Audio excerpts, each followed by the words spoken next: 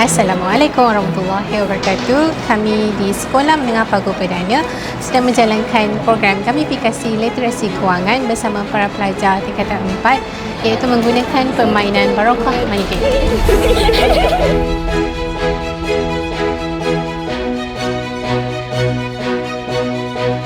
Barokah Money Game adalah salah satu permainan yang memerlukan pelajar untuk mengira pendapatan, perbelanjaan, komitmen, hutang dan pelaburan mereka.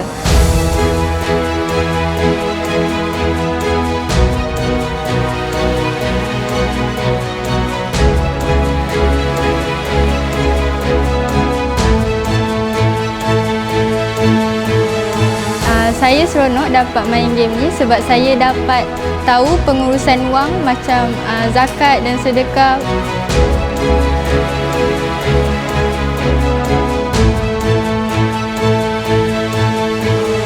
Dalam game ini saya dapat belajar cara untuk mengelakkan kadar faedah yang tinggi.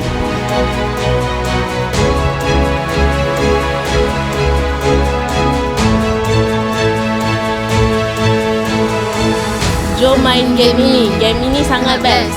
Bye.